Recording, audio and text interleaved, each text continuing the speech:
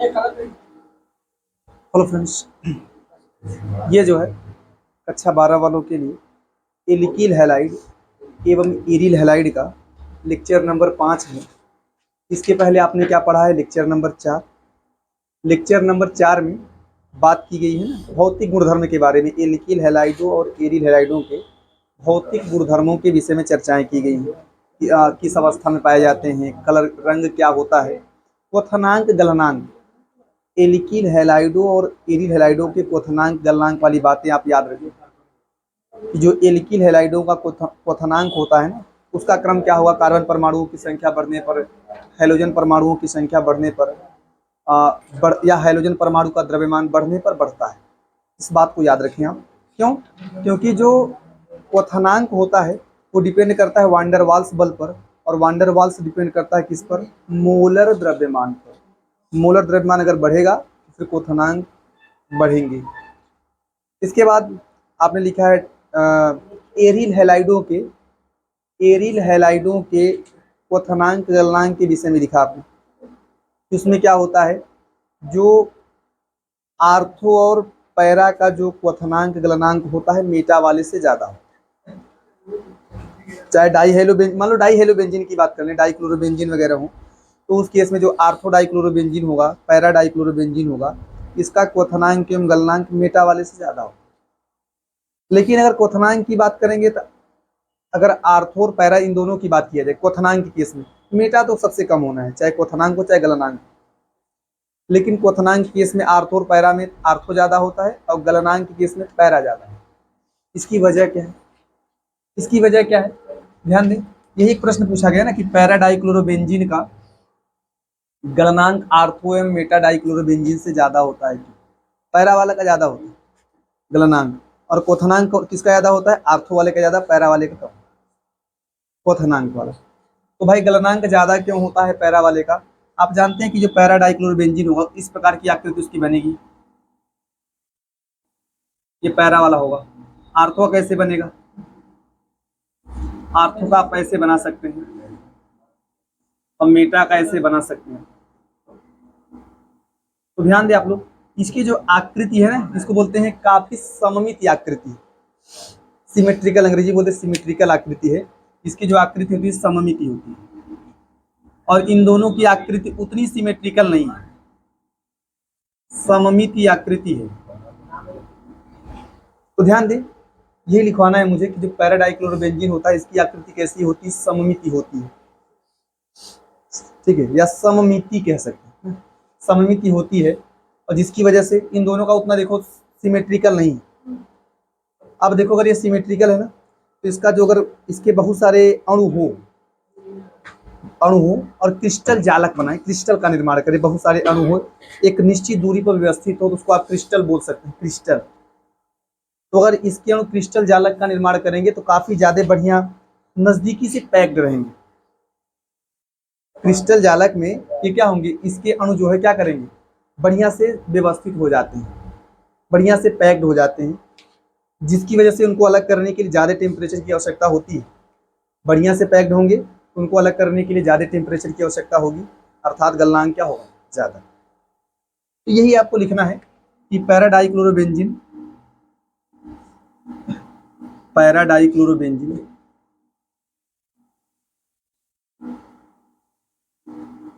सममिति आकृति के कारण, सममिति आकृति के कारण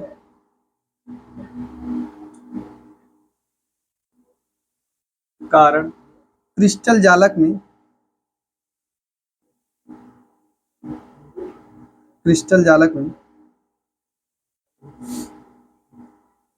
कह सकते हैं ना, अच्छे तरीके से आप बढ़िया से बोल सकते हैं, बढ़िया से व्यवस्थित होने के कारण या व्यवस्थित होते हैं,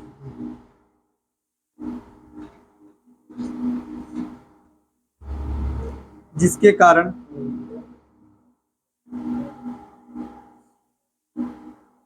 इनका गलनांक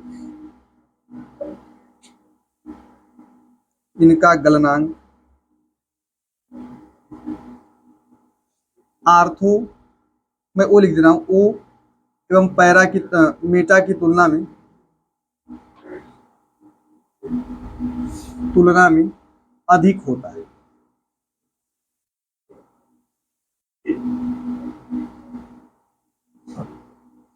तो ध्यान दें आप लोग, इस स्ट्रक्चर को बना के आंसर देना है कि भाई ये जो इसकी आकृति सममिति है, तो सममित आकृति की होने की वजह से ये जो है बढ़िया से पैक्ड हो जाते हैं।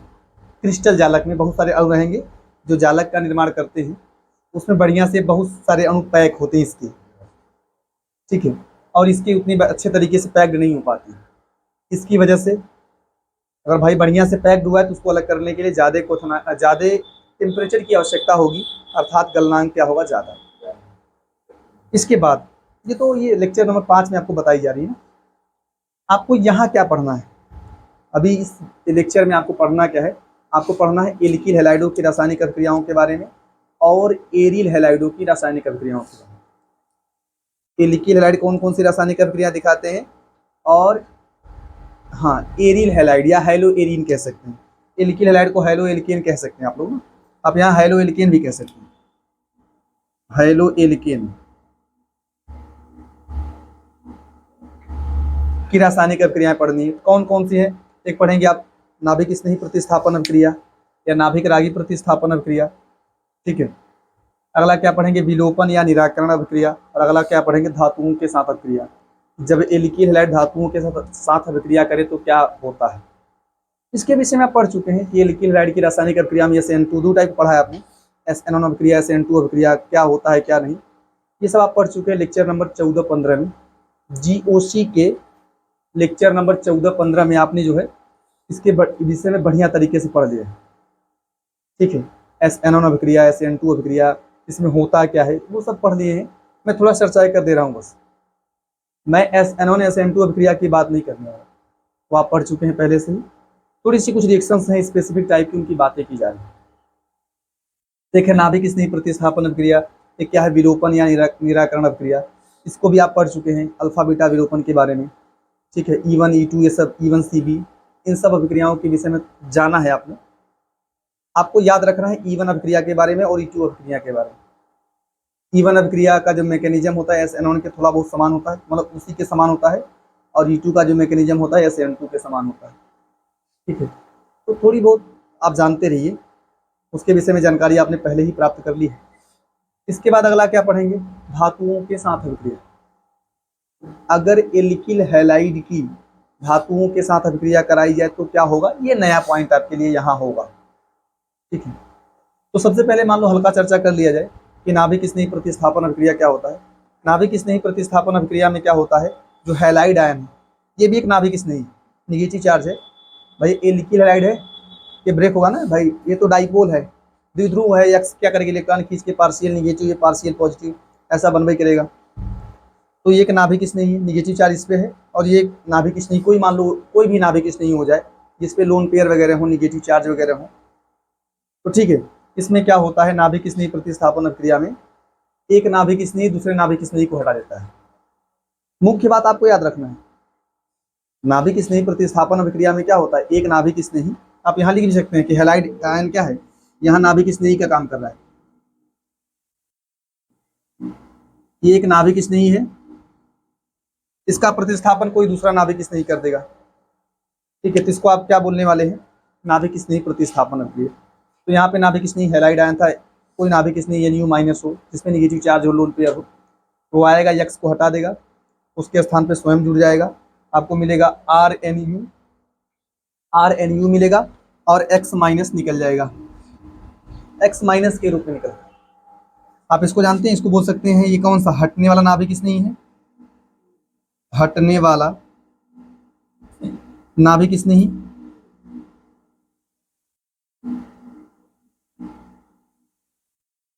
और ये कौन सा है, जुड़ने वाला नाभिक स्नेही, जुड़ने वाला नाभिक स्नेही। तो ऐसी चीजें हैं। अब देखो नाभिक स्नेही जो प्रतिस्थापन अभिक्रिया है, आप समझ लीजिए कि ये नाभिक स्नेही प्रतिस्थापन का उत्पाद है। जैसे मान लो यहाँ OH हुआ तो OH जुड़ जाएगा, तो इसका प्रोडक्ट होगा ना, जो OH मिलेगा ROH मिल जाएगा, आपको प्रोडक्ट मिल जाएगा। नाभिक स्नेही के रूप में कोई भी हो सकता है, जिसके पास अमोनिया भी नाभिक स्नेही हो सकता है, लोन पेयर होना चाहिए, ठीक है। I माइनस हो सकता है नाभिक स्नेही, ठीक है। H माइनस भी हो सकता है नाभिक स्नेही, निगेटिव चार्ज वगैरह होने चाहिए, लोन पेयर वगैरह होने चाहिए। जल भी हो सकता है, एल्कोहल भी हो सकता है नाभिक स्नेही के रूप में, क्योंकि वहाँ लोन पेयर है, ठीक है। तो ये आप लिख सकते हैं आप लोग, ये क्या है, नाभिक स्नेही प्रतिस्थापन उत्पाद है, या प्रतिस्थापन उत्पाद कह सकते हैं, ठीक है। तो देखो इसी के बेस पे कुछ रिएक्शंस दी गई हैं, उसमें बताया गया नाभिक स्नेही अभिकर्मक कौन होगा, प्रोडक्ट क्या होगा, ठीक है, और उसका नाम क्या होगा, कि मान लो अगर OH होगा तो एल्कोहल हो जाएगा, NH2 हुआ तो क्या होगा। तो उसी बेस पे प्रोडक्ट को कैटेगराइज किया गया है, बांटा गया है अलग अलग वर्गों में, किस प्रकार का प्रोडक्ट मिला है, ठीक है। तो यहाँ पे देखें दिया है अभिकर्मक। अब ये अभिकर्मक है, यही उत्पन्न करेंगे। अभिकर्मक दो टाइप के होते हैं ना, इलेक्ट्रॉन स्नेही, नाभिक स्नेही। तो इससे क्या उत्पन्न होगा, नाभिक स्नेही उत्पन्न होगा। उस नाभिक स्नेही को फोकस करें, ये अभिकर्मक है, इससे कौन उत्पन्न होगा, नाभिक स्नेही। तो मान लीजिए आपने NaOH KOH लिया, तो ये ना आयनिक होता है, आयनिक प्रकृति के होते, तुरंत OH माइनस देते हैं। NaOH या KOH अगर आप यूज करेंगे, ठीक है, तो आप उसमें फोकस करना है किसको, Na प्लस को फोकस मत करें आप, A प्लस को फोकस नहीं करना है, किसको फोकस करना है, OH माइनस, ये OH माइनस देंगे। लेकिन अगर आप जल को लेते हैं, जल को आप मान सकते हैं, देखो आप जल को मान सकते हैं कि इसका जैसे ये OH नहीं जुड़ा है, ठीक वैसा ही प्रोडक्ट ये भी देगा। आपने मैकेनिज्म देखा है यार, अगर आप ना एल्कीन हैलाइड की क्रिया जल से कराइए, तो अगर आपको याद हो कि जल जो होता है ना, पोलर कौन सा है, पोलर प्रोटिक सॉल्वेंट है, पोलर, ठीक है, ध्रुवीय प्रोटिक विलायक होता है। इसके विषय में आपने देखा है कि पहले क्या होता है, अगर आपको मैकेनिज्म थोड़ा बहुत याद हो या पढ़ लेंगे आप लोग कैसे होता है। एल्कीन हैलाइड होता है, ठीक है, यहाँ पे अगर जल से अटैक कराया जाए तो सबसे पहले ये ब्रेक होता है R प्लस में और X माइनस निकलता है, ये पहला स्टेप है। दूसरे स्टेप में ये जल वाला ये अटैक करता है, लोन पेयर जल के अटैक करते हैं। ये दूसरा स्टेप की बात कर रहा हूँ, क्या बनता है पता है, ये अटैक करता है तो आपको मिलता है आगे चल के R और O पे प्लस आ जाएगा, ये H रहेंगे ना, ऐसा स्ट्रक्चर मिलता है, ऐसी स्ट्रक्चर मिलती है। फिर आगे चल के इसी स्टेप में क्या होता है, ये H प्लस को खींच लेता है, क्या मिलता है, ROH मिल जाएगा। तो जैसे आप जो प्रोडक्ट आपको ये OH माइनस देगा, KOH या NaOH देगा, वैसा ही प्रोडक्ट ये भी देगा, जल भी देगा। लेकिन ये आयनिक प्रकृति का नहीं होता है। जैसे अगर NaOH KOH OH माइनस दे रहा है ना, तो जल लेंगे तो जल से H2O ही मिलेगा, H2O का H2O ही अटैक, H2O के रूप में अटैक करेगा, वहां से कोई OH माइनस निकलने वाला नहीं है। आप मान सकते हैं कि यहाँ से जैसे इसका OH जुड़ता है वैसे इसका भी OH जुड़ेगा, ऐसा आप मान सकते हैं। लेकिन अटैक H2O के रूप में करेगा, आयनिक नहीं होता ज़्यादा। अगर आपने NaOR ले लिया तो ये टूट जाता है, Na plus RO minus, RO minus attack करता है, RO माइनस क्या करेगा, अटैक करेगा। तो यहाँ ध्यान दें, अगर OH माइनस अटैक करेगा, OH माइनस यहाँ OH माइनस मान लीजिए, X हटेगा ROH मिलेगा। अगर यहाँ पे OH माइनस मिला है तो ROH मिलेगा। तो मैंने मान लिया अगर आपने जल लिया है, यहाँ पे इसके स्थान पे जल लिया है, तो भी आपको, हाँ मैं बताया ना, एल्कोहल ही मिलेगा। कैसे मिलेगा कैसे नहीं, ये समझेंगे आप। तो जल लेंगे तो OH माइनस लेंगे या NaOH KOH तो भी एल्कोहल मिलेगा, जल लेंगे तो भी एल्कोहल मिलेगा, ठीक है। अगर आप NaOR लेते हैं, इसका नाम है सोडियम एल्कोक्साइड, क्या नाम है, इस बात को थोड़ा याद रखें आप लोग। अगर आपने एल्कील हैलाइड क्रिया सोडियम एल्कोक्साइड से कराया है तो ये टूटेगा ना, NaOR लेंगे तो Na प्लस X माइनस समझो, NaX निकल जाएगा।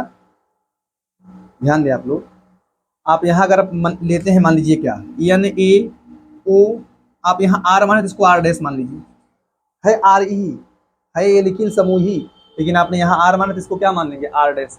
ये ब्रेक होगा Na प्लस RO माइनस, ये आपका ये नाभिक स्नेही है, ये आके X माइनस को हटाएगा तो आपको मिलेगा ROR डैश, R और OR डैश और NaX निकल जाएगा। तो जब ROR डैश मिलेगा वो कौन सी कैटेगरी होगी, ईथर होगा ना, उस प्रोडक्ट का नाम क्या होगा, ईथर। और देखो अगर आप NaI देते हैं तो ब्रेक होकर देगा I माइनस, ठीक है। जो आयनिक प्रकृति के होंगे तुरंत ब्रेक हो जाएंगे, ठीक है। NaI ब्रेक करके देगा I माइनस, फिर I माइनस R के पास इसको हटा के जाके जुड़ जाएगा, RI मिल जाएगा। RI का नाम क्या होगा, एल्कील आयोडाइड, एल्कील आयोडाइड। लेकिन जो अमोनिया होते हैं first degree amine, second degree amine, ठीक है, ये सब आयनिक नहीं होते, ये सब उसी रूप में अटैक, जल हो गया, एल्कोहल हो गया, ये सब उसी रूप में अटैक करें। अगर आपने एल्कोहल ले लिया, आपको ये भी बता दे रहा हूँ, अगर आपने यहाँ एल्कोहल ले लिया, क्या लिया, एल्कोहल तो नहीं लिखा गया ना, मैं बता दे रहा हूँ, अगर आपने यहाँ एल्कोहल ले लिया, ROH, अगर आपने यहाँ एल्कोहल ले लिया तो जानते कैसे प्रोडक्ट मिलेगा, बस एक एच रखो, एक R लगा दो, जैसे जैसे जल का अटैक नहीं कराया आपने, वैसे एल्कोहल का भी अटैक होगा, बस एक स्थान पे R रहेगा, तो H दे देगा, फिर आपको मिलेगा क्या, ROR, क्या प्रोडक्ट मिलेगा। तो अगर आप ध्यान दें, आपने ये पढ़ा हुआ है, सब आपने पढ़ा हुआ है, अगर आप एल्कोहल लेके एल्किल हैलाइड पे अटैक कराएंगे तो आपको क्या मिलेगा, यही मिलेगा, यही प्रोडक्ट, ठीक है।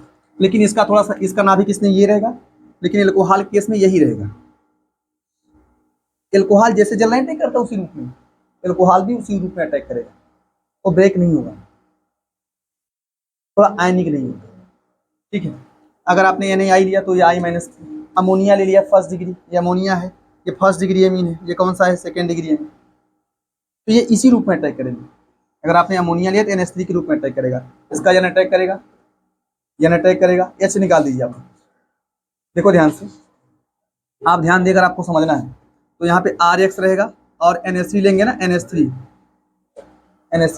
लेंगे आप लोग, तो ये ना अटैक मार दीजिए इस पर, जब अटैक मारेंगे ना तो ये समझो कि यहाँ से HX निकल जाता है, समझना अगर आपको हो तो ऐसा समझे कि ये HX निकल जाता है, HX निकल जाता है और NH2 जाके जुड़ जाता है, NH2 बचेगा ना, अब NH3 नहीं बचेगा। मैकेनिज्म देखेंगे तो मैकेनिज्म में थोड़ा अलग टाइप से होगा, अगर आप मैकेनिज्म देखेंगे थोड़ा अलग टाइप से होगा, लेकिन ऐसे ही देख लो, HX निकल जाता है, RNH2 मिल जाता है, उसका नाम होगा फर्स्ट डिग्री एमीन। अमोनिया से फर्स्ट डिग्री एमीन, अगर आपने सेकेंड डिग्री एमीन लिया है, अगर आपने यहाँ से मतलब फर्स्ट डिग्री एमीन लेंगे, अगर आप यहाँ क्या लेते हैं, फर्स्ट डिग्री एमीन मान लो ऐसा लेते हैं आप लोग, R डैश मान लो, जैसे इसका RX माना है, इसका आप मान लीजिए R डैश NH, यही तो है फर्स्ट डिग्री में, NH2 रहेगा तो फर्स्ट डिग्री, NH रहेगा सेकेंड डिग्री, N रहेगा थर्ड डिग्री। लेकिन आप ये देख रहे हैं कि HX को निकलना है, HX को निकलना है, फिर आपको मिलेगा ये HX निकल जाएगा, R फिर NH कर लो, फिर R डैश कर लो, HX निकाल दीजिए आप, फिर क्या करेंगे R, इसके बाद NH, फिर लास्ट में R डैश कर दो, या पहले ही R डैश कर दो, R को बाद में कर दो, बात एक ही होगा। R NH R डैश कर सकते हैं या क्या कर सकते हैं, R डैश NH R, एक ही उत्पाद है। फर्स्ट डिग्री एमीन से क्या मिलेगा, सेकेंड डिग्री, अगर आपने सेकेंड डिग्री लिया है, सेकेंड डिग्री के पास एक H है, कोई पूछे थर्ड डिग्री क्यों नहीं करेगा, क्योंकि HX को निकलना है, थर्ड डिग्री एमीन के पास एक भी H नहीं होगा, आप यहाँ पे थर्ड डिग्री एमीन का यूज क्यों नहीं करेंगे, HX को निकलना है ना, तो है नहीं H ना, कैसे निकलेगा।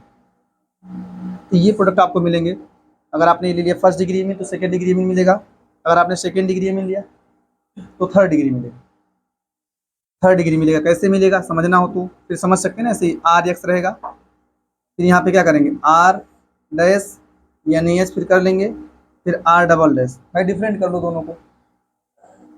दोनों को डिफरेंट कर लेंगे आपस में, तो क्या निकलेगा, HX निकल जाएगा, HX निकल जाएगा, जोड़ लो, बाकी कहीं भी R लगा दो यार, और जोड़ना ऐसे जोड़ लिया गया ना, ऐसे ही R N R dash R double dash, नहीं तो ऐसे ही बना लो, क्या दिक्कत है, लेकिन उससे थोड़ा जगह ज़्यादा हो जाएगा ना, R डैश N कर सकते हैं ऐसे, ऐसा, ये चीज़ें एक ही हैं, सेम है, उसको बड़ा करके लिख दिया गया। ये थर्ड डिग्री एमीन है, ये थर्ड डिग्री एमीन है आपका। अगर आपने ध्यान दें, AgCN ले लिया या NaCN ले लिया, डिफरेंस क्या है, ये थोड़ा आयनिक होता है, मतलब इसको मैं बता दूं, ये किस प्रकृति का होता है, आयनिक प्रकृति का, और ये होता है थोड़ा सा सहसंयोजी। AgCN होता है सहसंयोजी, और ये क्या होता है, KCN NaCN, ये सब आयनिक होते हैं, तुरंत CN माइनस देंगे, CN माइनस अटैक करें, तो जब यहाँ CN माइनस आएगा ना, इसको हटाने के लिए CN माइनस आएगा तो RCN मिलेगा, इसको हटाने के लिए CN माइनस आएगा तो क्या मिलेगा, RCN।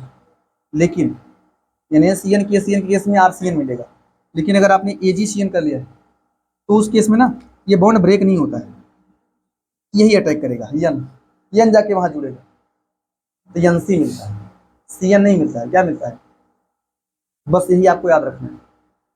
कि अगर आप NaCN KCl लेंगे तो मिलेगा फिर आपको RCN मिलेगा, CN टूट के CN जुड़ेगा। लेकिन अगर आप AgCN यूज करेंगे तो NC मिलता है, यही रखना है। इसका C नहीं अटैक करता है, कौन अटैक करता है? N। इसके पास भी लोन पे अटैक कर देता है, NC मिल जाता है। तो CN मिलेगा। देखो CN को आप क्या बोलेंगे? जैसे सामान्य नाम लिखना है तो साइनाइड बोल सकते हैं। IUPAC नाम में नाइट्राइल लिखना है, IUPAC नाम में क्या लिखना है? नाइट्राइल। और इसका ये एल्किल, इसका बोलेंगे एल्किल साइनाइड, इसका नाम क्या लिखना है? Alkyl isocyanide. सामान्य नाम की कैटेगरियां हैं, ठीक है। अगर आप KNO2 यूज करते हैं, KNO2 ये भी आयनिक होगा, NaNO2 KNO2 ये सब क्या होंगे? NaNO2 भी कर सकते हैं आप लोग। NaNO2 KNO2 ये सब क्या होंगे? आयनिक होंगे। और आयनिक होने की वजह से तुरंत टूटेगा NO2 minus, K plus NO2 minus, तो ये NO2 माइनस अटैक करेगा। इसका स्ट्रक्चर बनाया आप, क्या बनेगा? एक डबल बॉन्ड रहेगा, एक सिंगल बॉन्ड बनेगा। तो ये अब अटैक करेगा, ये निगेटिव चार्ज वाला अटैक करेगा। तो क्या होगा?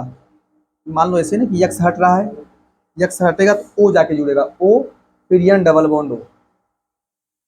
ये जो प्रोडक्ट मिला है ना, पहले O जुड़ेगा फिर N जुड़ेगा, N के साथ डबल बॉन्ड O। तो इसको तुम डबल बॉन्ड बनाओ चाहे ना बनाओ, ऐसे लिख लो, क्या दिक्कत? चाहे डबल बॉन्ड बना ही लो, नहीं तो ऐसे साथ में लिख दो RONO। इसका जानते हैं, इसका नाम होता है नाइट्राइट। ये रटना है आपको। अगर आपने एल्किल हैलाइड की क्रिया NaCN KCN से कराया तो एल्किल साइनाइड बनता है, AgCN से कराया तो एल्किल आइसोसाइनाइड बनता है। ये बात आपको याद रखनी, ठीक है। AgCN से कराएंगे एल्किल आइसोसाइनाइड। अगर आप एल्किल हैलाइड की क्रिया NaNO2 या KNO2 से कराते हैं तो आपको ये मिलने वाला है। आपको मिलेगा प्रोडक्ट के रूप में क्या मिलेगा? RONO, उसका नाम होता है एल्किल नाइट्राइट, एल्किल नाइट्राइट। अगर आपने जो है AgNO2 लिया, फिर ये अटैक करेगा, ये फिर आपको मिलता, जानते हैं क्या? R के साथ N होगा, फिर 2 O बाहर रहेंगे। इनको ऐसा कर लो, आप इसको चाहे ऐसा बना सकते हैं, R N, एक डबल बॉन्ड बनेगा, एक उपसंयोजी बन, इस प्रकार से मतलब N जुड़ेगा और फिर O रहेंगे दोनों। जो मिला ना AgONO, इसका N अटैक करेगा तो आपको मिलेगा NO2। अगर यहाँ करेंगे KNO2 NaNO2 से तो O अटैक करेगा, ONO मिलेगा, और यहाँ मिलेगा NO2। NO2 क्या? RNO2 को क्या बोलने वाले हैं? Nitro alkene, nitro alkene. ये जो लास्ट की 4 रिएक्शन बड़ी इंपॉर्टेंट है, प्रश्न बनता है यहाँ से, ठीक है, याद रखना है।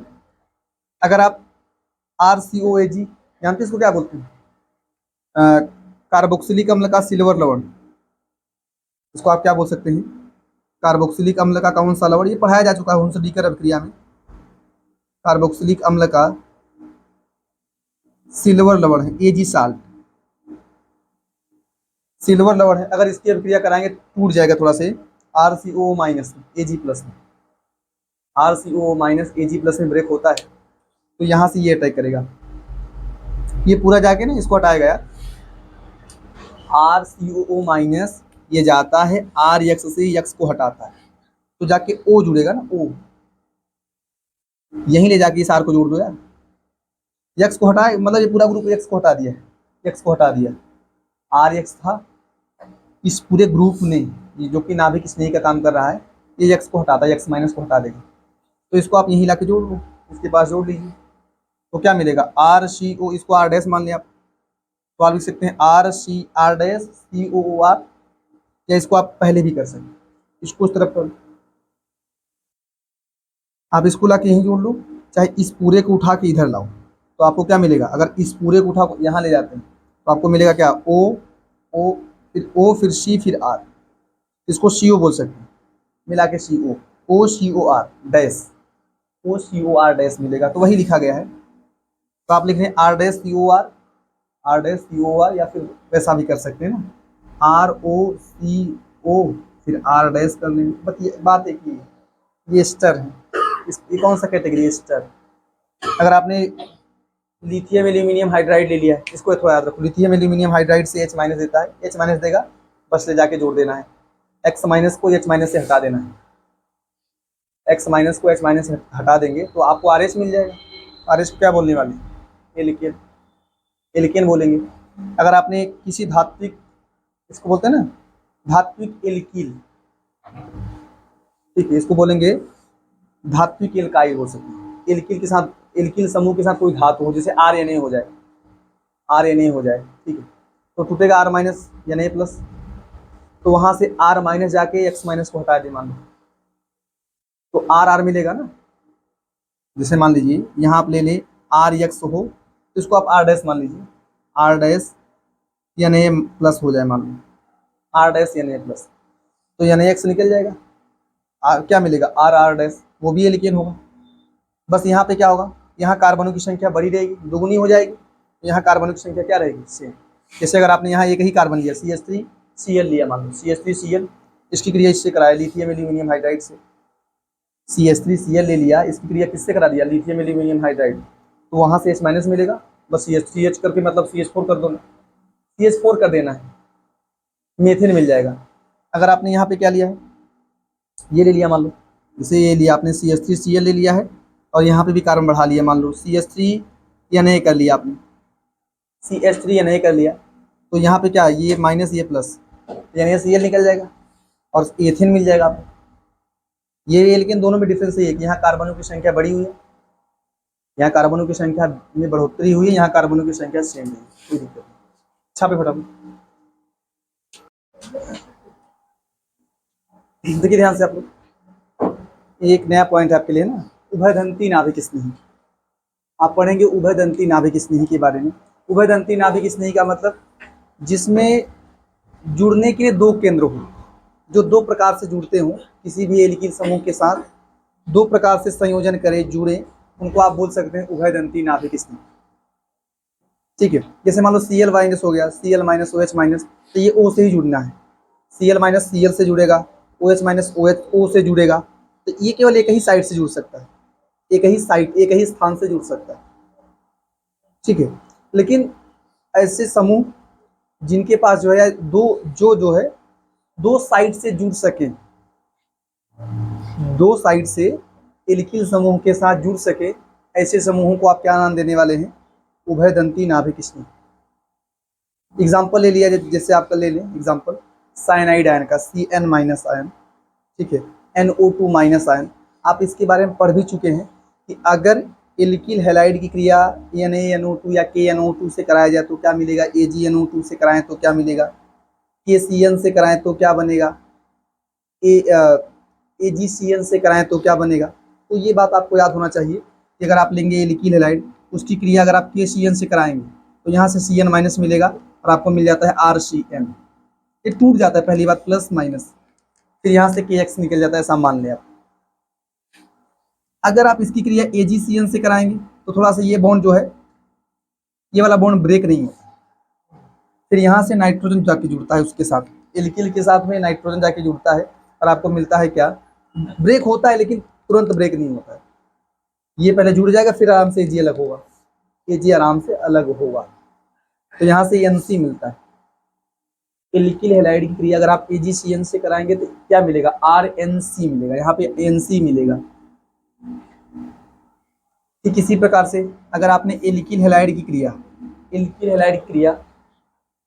KNO2 से करा दिया है या NaNO2 से करा दें आप, चलो मैंने KNO2 लिख लिया, टूटेगा K plus NO2 minus, K plus NO2 minus, यहाँ पे NO2 माइनस नहीं, आप इसको इस प्रकार से बना सकते हैं ना, N डबल बॉन्ड O और एक O पे सिंगल माइनस रहेगा ना। इसकी जो स्ट्रक्चर बनाएंगे आप कैसे बनाएंगे, N डबल बॉन्ड O और एक O पे माइनस आएगा, तो जिस O पे माइनस आएगा वो आके जुड़ेगा R के साथ में, मिलेगा RONO, N double bond O कर सकते हैं या NO लिख लो ऐसे।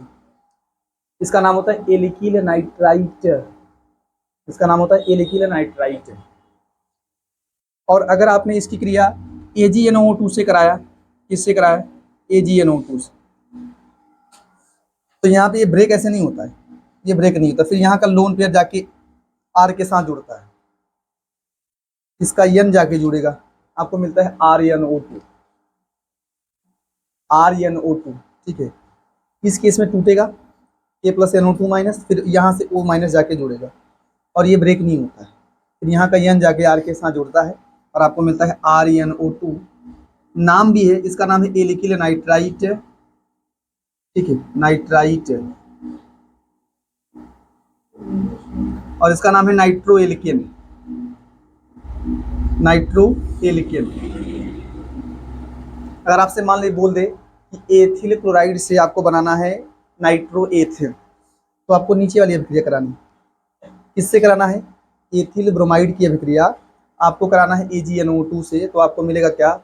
नाइट्रो एथिल, C2H5 मिलेगा या NO2 मिल जाएगा।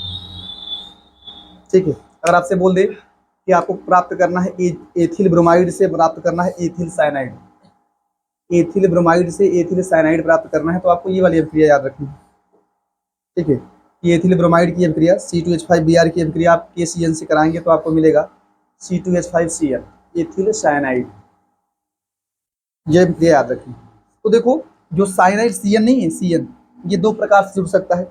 C के द्वारा भी जुड़ सकता है, N के द्वारा भी जुड़ सकता है। जब C के द्वारा जुड़ेगा तो CN मिलेगा, साइनाइड मिलेगा। Ag के द्वारा जुड़ेगा तो क्या मिलेगा? AgCN। अरे रे, AgCN से जब जुड़ेगा तो NC मिलता है, RNC मिल जाता है। ऐसे ये बात करें, यहाँ NO2 की बात करें, अगर N से जुड़ेगा तो RNO2 मिलेगा, नाइट्रो एल्केन मिलेगा। अगर O से जुड़ेगा RONO मिलेगा। अगर N से जुड़ेगा तो RNO2 मिलेगा। अगर O से जुड़ेगा तो क्या मिलेगा? O पहले आएगा फिर NO, RONO मिल जाता है, उसका आप बोलते हैं एल्किल नाइट्राइड। तो ये जो समूह नहीं, साइनाइड हो जाए, नाइट्राइट हो जाए, इनको उभयदंती कहा जाता है। क्या कहा जाता है? उभयदंती। तो ऐसी परिभाषा लिखी गई है। देखिए ध्यान से, पूछा गया कि वे नाभिक, मतलब लिखा गया है, वे नाभिक स्नेही जिनमें दो नाभिक स्नेही केंद्र हो। नाभिक स्नेही केंद्र मतलब जहां से जुड़े, दो नाभिक स्नेही केंद्र होते हैं, उन्हें आप क्या बोलेंगे? उभयदंती नाभिक स्नेही। नाभिक स्नेही केंद्र का मतलब या तो निगेटिव, मतलब कि जहां से वो जुड़े, जहां से वो जुड़े, या तो निगेटिव चार्ज हो या तो लोन पेयर, उसी को बोल देंगे आप नाभिक स्नेही केंद्र। तो यही बोलेंगे कि वे नाभिक स्नेही जिनमें दो नाभिक स्नेही केंद्र होते हैं, उभयदंती नाभिक स्नेही कहलाते हैं। एग्जाम्पल है साइनाइड आयन और नाइट्राइट आयन। साइनाइड आयन और नाइट्राइट आयन। जो साइनाइड आयन होगा ना, उसमें अगर कार्बन जुड़ेगा तो क्या मिलेगा? RCN मिलेगा, एल्किल साइनाइड।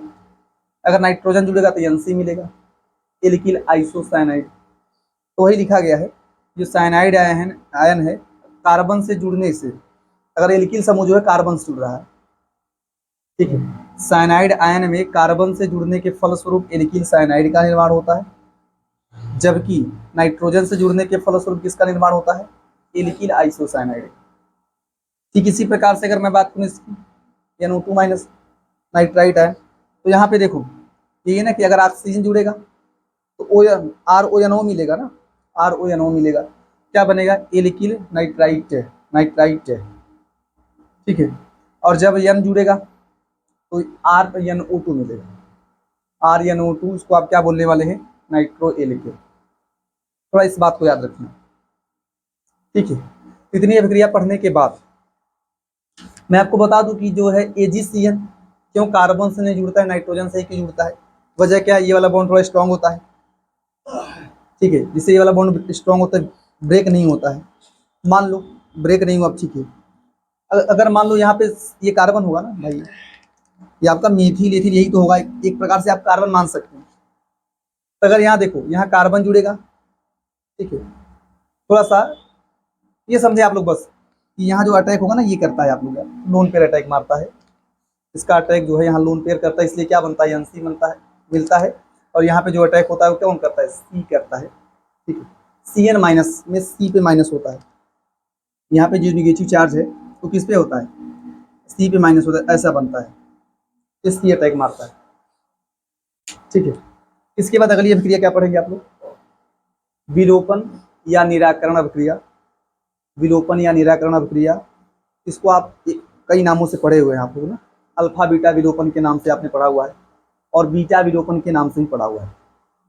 आपको ये थोड़ा बहुत पहले पढ़ाया जा चुका है। ठीक है। विलोपन अभिक्रिया को आप 3 कैटेगरी में पढ़ते हैं, E1, E2, E1, CV। तो जो E1 अभिक्रिया होता है वो जो है वो भी दिखाता है एल्किल हाइड, एल्किल हाइड दिखाते हैं, एल्कोहल दिखाते हैं। E2 अभिक्रिया भी कौन दिखाता है? एल्किल हाइड, एल्कोहल, यही सब दिखाते हैं। तो अगर E1 अभिक्रिया की बात करें तो वो जो है E1 अभिक्रिया जैसे SNO नहीं होता है, ठीक वैसा ही होता है कि अगर एल्किल हैलाइड मान लीजिए E1 अभिक्रिया दिखा रहा है, दिखाए किसकी उपस्थिति में? दुर्बल क्षार की उपस्थिति, दुर्बल क्षार, एल्कोहल वगैरह हो जाए। ठीक है।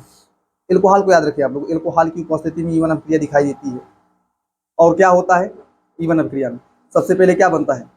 कार्बोनाइन बनता है, फिर उस पर क्या होता है? नाभिक स्नेही का अटैक होता है। जैसे एल्कोहल ले लिया आपने, अगर ईवन अभिक्रिया की मैकेनिज्म अगर आपको याद हो थोड़ा बहुत, तो आप क्या करेंगे? जैसे मान लो ये आपका एल्किल हैलाइड है, आपने एक्स ले लिया, मान लो एक्स ले लिया, तो सबसे पहले क्या होता था कि एक्स निकलता था, क्या मिलता था आपको? कार्बोनाइन मिलता था। ये ईवन की बात है, मिलता है कार्बोनाइन। अगली बार जो है इसको अगर आपने एल्कोहल के साथ में गर्म कर दिया है, CH3OH C2H5OH लेके गर्म किया है, तो क्या होता है? यहाँ से बीटा एच निकल जाता है और यहाँ पे डबल बॉन्ड मिल जाता है इस प्रकार से। ये सब पढ़ा हुआ है आपने, कितना बात पढ़ा हुआ है, ये ईवन की बात है। लेकिन अगर आपने एल्कोहलिक NaOH या KOH ले लिया, एल्कोहलिक NaOH या KOH ले लिया है, तो उस केस में E2 अभिक्रिया होती है। और E2 अभिक्रिया में क्या होता है? H का और X का दोनों का निष्कासन साथ ही होता है। यहाँ पे पहले X निकला है, जैसे यहाँ पे पहले कौन निकला था? X माइनस निकला था, मिला था कार्बोनाइन, फिर यह जाके H निकला है। यहाँ लिख सकते हैं आप लोग, क्यों निकला है? बीटा H प्लस निकला है, गर्म करने में बीटा H प्लस निकला है, डबल बॉन्ड मिल गया है।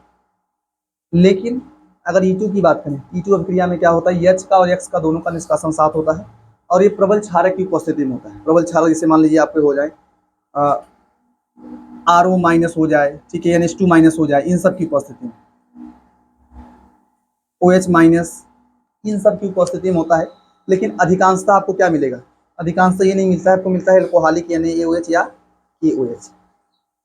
अगर एल्किल हैलाइड हो और एल्कोहलिक NaOH या KOH लिखे हो, ठीक है, एल्कोहलिक NaOH या KOH, आप यहाँ मान सकते हैं कि OH माइनस या होगा ना, एल्कोहलिक NaOH या KOH, उनको आप क्षार मान लेंगे, वहाँ से OH माइनस मिलता है। तो उसकी उपस्थिति में अगर हो, उसकी उपस्थिति होती है, तो आपको E2 अभिक्रिया दिखाई देगी। और E2 अभिक्रिया में क्या होता है? H का और X का दोनों का निष्कासन साथ ही है। कैसे होता है कैसे नहीं, अगर इसकी मैकेनिज्म की बात करें, सबसे बड़ी बात है, मैंने आपको बताया था कि एंटी वाला, एंटी एलिमिनेशन होता है। जो विलोपन होता है वो उल्टा होता है, प्रति विलोपन होता है। एक ही दिशा से H, एक ही दिशा से X नहीं निकलता है। निष्कासन मैकेनिज्म देखेंगे तो पता चलेगा। अगर आप क्रियाविधि को देखेंगे तो आप समझेंगे कि यहाँ पे जो है H का और X का जो निष्कासन होता है परस्पर ये उल्टा होते हैं, विपरीत होते हैं। H का विपरीत होता है X, ठीक है। तो ये बेस है, क्षारक मान लीजिए आप लोग, ये क्षारक है, OH माइनस हो सकता है, ये OH माइनस हो सकता है, या ये भी हो सकता है RO माइनस हो सकता है, ठीक है। तो ये क्या करेगा? H को खींचेगा, ठीक है। तो जब H को खींचेगा ना, तो ये समझे आप लोग कि H जो है अपना बॉन्ड दे के, H अपना बॉन्ड दे के प्लस के रूप में निकलेगा, तो बॉन्ड इधर आता है, ठीक है। जब यहाँ बॉन्ड आएगा ना, तो यहाँ पे समझे आप लोग कि 5, तब तो ये कार्बन के पास 5 बॉन्ड हो जाएंगे। इमेजिन कर सकते हैं आप लोग कि अगर ये वाला बॉन्ड इधर आया, तब इस कार्बन के पास कितने हो जाएंगे? 5 बॉन्ड। तो यहाँ से X माइनस निकलता है, अब 4 बॉन्ड, बैलेंसिंग हो जाएगी। तो ये स्टेप आप समझेंगे कि ये H को खींचता है। ऐसा नहीं कि डबल बॉन्ड बनने के बाद फिर X निकलता है, दोनों साथ में ही होता है। H निकला, डबल बॉन्ड बना, X भी निकला, H भी निकला, डबल बॉन्ड भी बना, और कौन निकला? X भी निकला। एक ही स्टेप में होता है। तो यहाँ यही दिखाएगा कि ये इसको खींचेगा, डबल बॉन्ड बनेगा और X निकलेगा। तो यही देखो, इसको बनाया गया, वही इसी स्टेप को यहाँ बनाया गया कि जो है H नहीं होगा, ये बेस है, क्षारक है, ये इसको खींच रहा है, एक बॉन्ड बन रहा है। आप देख सकते हैं ये बॉन्ड वाला क्या हो रहा है? ये बंद कह सकते हैं ना, बनने वाला बंद है, वाला बंद, ये भी बंद बनेगा, मतलब ये वाला इधर आएगा ना, ये भी बॉन्ड बनेगा, और ये वाला बॉन्ड टूट रहा है, इधर जा रहा है, इसके साथ एक नया बॉन्ड बन रहा है, और ये जो बॉन्ड पहले नहीं था, ये जो पहले वाला बॉन्ड था, वो इधर आ रहा है, और उसी स्टेप में ये बॉन्ड भी ब्रेक होता है, ठीक है। तो क्या होता है? बीटा H निकल जाएगा, और कौन निकल जाएगा? ये बेस मान ले, क्षारक, क्षार के साथ में H निकल जाएगा, तो BH लिखा है, B का मतलब बेस है, क्षारक है, उसके साथ में H निकल जाना है, X निकल जाना है, और बनना क्या है? डबल बॉन्ड बन जाना है, एल्कीन बनेगा। और इस एलिमिनेशन को आप क्या बोलते हैं? एंटी विलोपन, प्रति विलोपन कह सकते हैं। तो यहाँ पे विलोपन हो रहा है, उसको आप क्या बोल सकते हैं? Anti elimination. क्यों? क्योंकि एच और एक्स का जो निष्कासन हो रहा है विपरीत हो रहा है। कब जानेंगे एंटी एलिमिनेशन होगा या E2 अभिक्रिया कब होगी? जब प्रबल क्षारक जैसे क्या दिए हों, एल्कोहलिक या NaOH या KOH दिए हों, समझो यही E2 अभिक्रिया होनी है। इसका मैकेनिज्म डायरेक्ट कराना हो, अगर मान लीजिए आपको डायरेक्ट कराना हो तो सीधा समझो एक्स निकालना है। अगर मैकेनिज्म नहीं कराना हो तो सीधा एच और एक्स को निकाल देना है। क्षार हो एच एक्स को निकाल दीजिए, डबल बॉन्ड बना के हट जाइए। ये इसकी मैकेनिज्म है ना। अगर आपको मैकेनिज्म नहीं करानी, सीधी रिएक्शन करानी है तो आप क्या कराएं? देखो ये अल्फा कार्बन, ये बीटा कार्बन, ये क्षार उपस्थित रहे, क्षार उपस्थित, इसकी उपस्थिति होनी चाहिए। एच और एक्स निकाल दो, डबल बॉन्ड बना दो। ये इसका रिएक्शन, रिएक्शन को पूर्ण करने का तरीका है और वही लिखा गया यहाँ पे। देखिए लिखा गया है ना, विलोपन या निराकरण अभिक्रिया। लिखा गया कि बीटा हाइड्रोजन परमाणु युक्त एल्किल हैलाइड, एल्किल हैलाइडों में अगर विलोपन होता है तो कौन से एल्किल हैलाइड विलोपन अभिक्रिया दिखाएंगे? बीटा हाइड्रोजन परमाणु युक्त एल्किल हैलाइड एल्कोहली यानी AOH या KOH के साथ गर्म करने पर। सबसे बड़ी बात ये अभिक्रिया गर्म करने पर होती है। ये अभिक्रिया कम ताप पर नहीं होती, हाई टेम्परेचर पे होती है। 20 से ऊपर, मतलब 20 से कह सकते हैं ना, ये अभिक्रिया जो है 60 से 80 डिग्री सेल्सियस के बीच होती है। मैंने लिखाया था आपको कि SN1E1 SN1 अभिक्रिया, SN2 अभिक्रिया, ये सब लो टेम्परेचर पे होते हैं, निम्न ताप पर होते हैं। और जो विलोपन अभिक्रिया होती है ये 60 से ऊपर, 60 से 80 डिग्री सेल्सियस के बीच में उससे ऊपर ही होती है। ठीक है, न्यूनतम ताप 60 से 80 डिग्री सेल्सियस होना चाहिए, उससे ऊपर ताप होगा चलेगा। ठीक है, तो यही है एल्कोहलिक या NaOH या KOH के साथ गर्म करने पर बीटा कार्बन से क्या निकलता है? H, मतलब बीटा से H निकाल दें और अल्फा से X निकाल देंगे, बनेगा क्या? एल्कीन। जिसका मैकेनिज्म था, मैकेनिज्म भी आपने पढ़ा हुआ है, लेकिन रिएक्शन को याद रखें। मान लो अगर आपको रिएक्शन याद रखना हो तो रिएक्शन कैसे याद रखेंगे? मैं ऊपर लिख दे रहा हूँ कि मान लो अगर आपको दिया हो ऐसे ही 3H दिया हो और 2H दिया हो, X दिया हो, ठीक है, ऐसे लिखा है, ठीक है। और यहाँ पे ले ले OH minus alcoholic, OH minus alcoholic का मतलब NaOH या KOH, ऐसे भी लिखा है, वही बात है। NaOH या KOH क्या देंगे? OH माइनस देंगे। और AlC का मतलब एल्कोहलिक है, यहाँ जो AlC लिखा है उसका मतलब क्या है? एल्कोहलिक। या आप इसको ऐसे भी लिख सकते हैं NaOH या KOH प्लस क्या लिखना है? प्लस एल्कोहल लिख देना है, ROH लिख देना है। ऐसे में भी यही अभिक्रिया होती है, अधिकांश यही होता है, OH माइनस एल्कोहलिक होगा, एक्वस नहीं एल्कोहलिक। तो क्या होगा? ये अल्फा कार्बन है, ये बीटा कार्बन है। अल्फा कार्बन से क्या निकलेगा? X निकलेगा, बीटा कार्बन से H निकलेगा। निकाल दें आप लोग, HX निकाल दो और ये बॉन्ड बना लिया, एल्कीन बन जाता। लेकिन आपको ये भी पता होना चाहिए यहाँ पे सेट-जेफ का नियम भी लागू होने का चांस है। सेट-जेफ का नियम, सबसे बड़ी बात है कि यहाँ पे कार्बन नहीं बनता है ना, कार्बन नहीं बनता, ये जानते रहिए आप। हाँ, अच्छा इतना लिखिए तो मैं थोड़ा समझा रहा हूँ।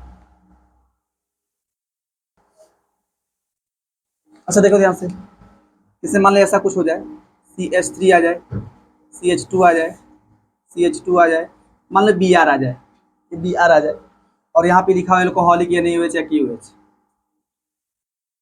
तो सबसे बड़ी बात ना, यहाँ पे आपको यही याद रखना है कि कार्बन नहीं बनाना है। एल्कोहल होगा तो बनाओगे ना कार्बन, जैसे एल्कोहल लिखा हो तो पहले बनाएंगे कार्बन, इसके बाद एल्कोहल, फिर विलोपन होगा, फिर H का निकलना है। लेकिन यहाँ पे एल्कोहल नहीं है, यहाँ पे बना नहीं कार्बन है। ठीक है, ये आपका अल्फा कार्बन है और ये बीटा कार्बन है। तो अल्फा से क्या निकालना है? Br को, और बीटा से क्या निकालना है? H को। HBr निकल जाएगा, डबल बॉन्ड मिल जाएगा आपको, इस प्रकार से मिलेगा CH3 CH3 डबल बॉन्ड मिलेगा, CH2 मिलेगा और HBr निकल जाएगा। अच्छा और देखें आप, मान लीजिए ऐसा दिया हो, CH3 दिया हो, CH दिया हो, Br दिया हो, फिर CH3 दिया हो, वही सेम दिया हो, एल्कोहलिक OH माइनस दिया हो ना, एल्कोहलिक OH माइनस। क्या करेंगे आप लोग?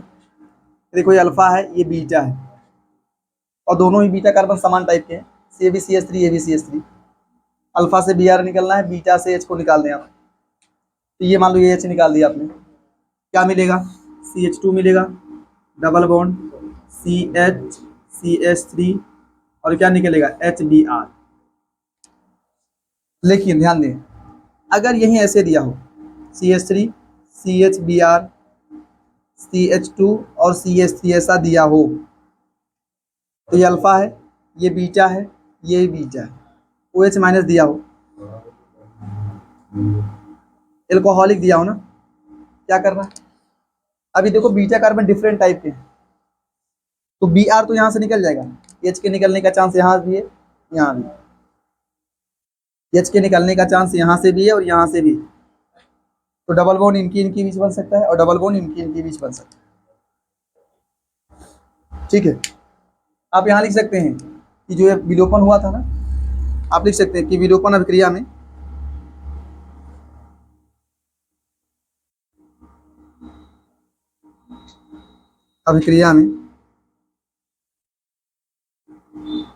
सेट जेफ या जेट सेफ, सेट जेफ या जेट सेफ के नियमानुसार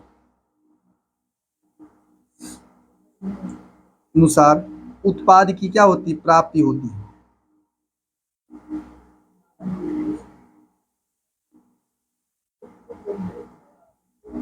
अब देखिए ध्यान से, जो विलोपन अभिक्रिया है उसमें क्या होता है, सेट जेफ या जेट सेफ के नियम के अनुसार उत्पाद प्राप्त हो सकता है, क्या होता है, कैसे नहीं हो सकता है, लेकिन यहाँ तो नहीं मिला भाई। देखो, जब दो या दो से अधिक एल्कीन बनने की चांस होंगे, संभावना होगी, तो वहां पे क्या लगता है, सेट जेफ या जेट सेफ का नियम।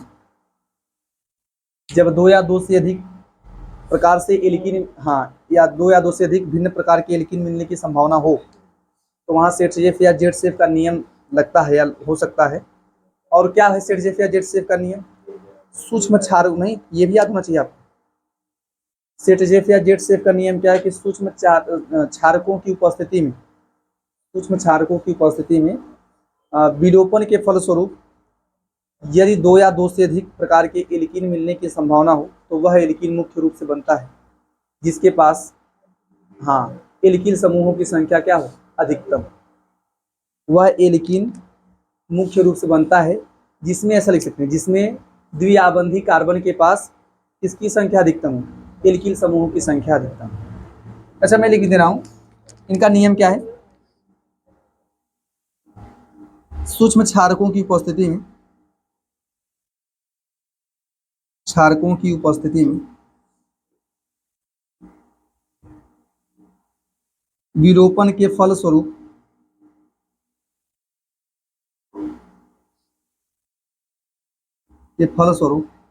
यदि दो या दो से अधिक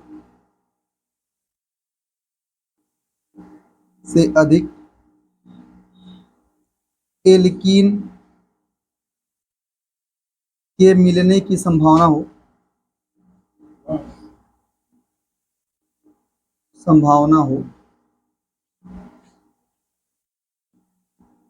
तो वह एल्कीन मुख्य रूप से प्राप्त होता है जिसके पास क्या हो, जिसमें द्विआबंधी कार्बन के पास, जो डबल बॉन्ड कार्बन होंगे, द्विआबंधी कार्बनों के पास